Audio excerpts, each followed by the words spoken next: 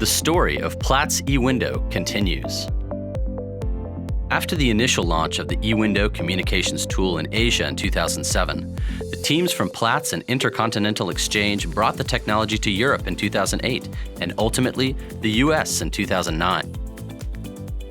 At the time, the idea of combining electronic trading and price assessment was unusual and still is to this day. It's pretty unique in terms of a process, a market on close on a platform where the assessment process are firm bids and offers, actionable bids and offers and transactions riding on a regulated market, whereas ICE is providing the technology, we're providing the regulated market, whether it's OTC or futures, and then Platts acts as the assessor on top of that market. It's true, in the early launches, we'd bring bottles of champagne to the office, and as soon as that MOC was over and all the orders went away, boom, we'd crack a bottle of champagne and bring it out to the floor and share it with everybody.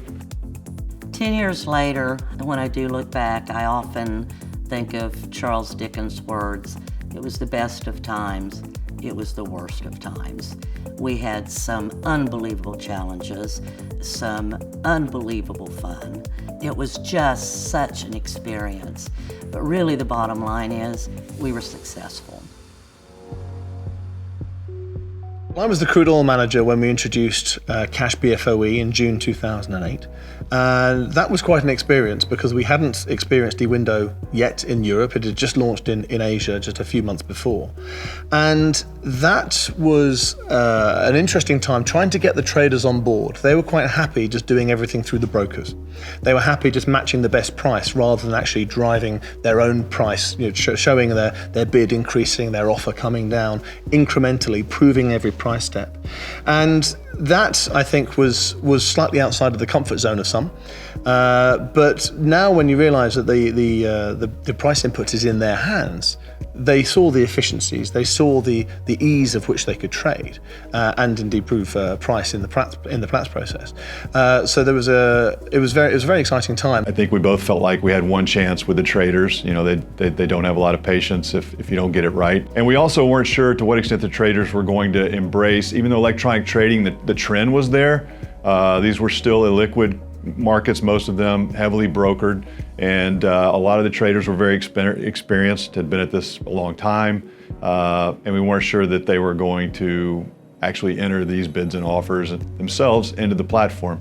So as I recall, we designed and built some pretty elaborate functionality for the brokers and editors to enter bids and offers on behalf of the traders, thinking that's how we were going to get traction, and that functionality ended up being used very little, and we were pleased to see a pretty quick adoption rate by the traders putting the bids and offers in and transacting themselves.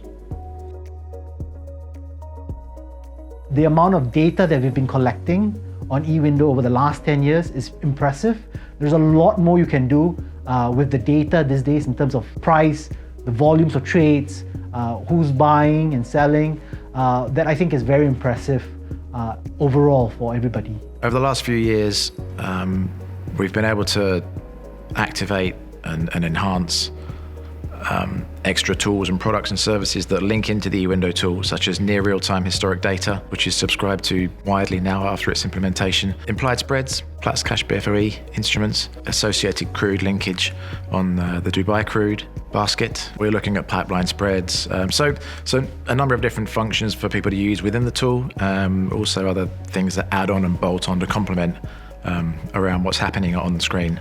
Things we really didn't bank on at the time. And it always surprised me that the mid office and the back office of the trading companies and the brokerages were almost even more enthusiastic about this than the front office of traders were, and then we were, because it generated like amazing structured data trade flows that would help them with their monitoring processes and their oversight processes in the companies themselves. So we suddenly had a wave of appreciation and enthusiasm from risk officers that was at once a really surprising thing, because if you've seen an excited risk officer, it's a really strange thing to see. As regulation of financial markets and commodity markets has increased, and obviously the oversight within those markets has increased. So all of the teams within the companies that participate in the process do have access to that data and also are able to understand and see where their companies are participating. We continue to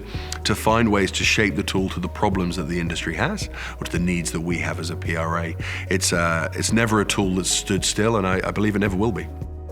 The story of eWindow continues on social media, #Platts eWindow.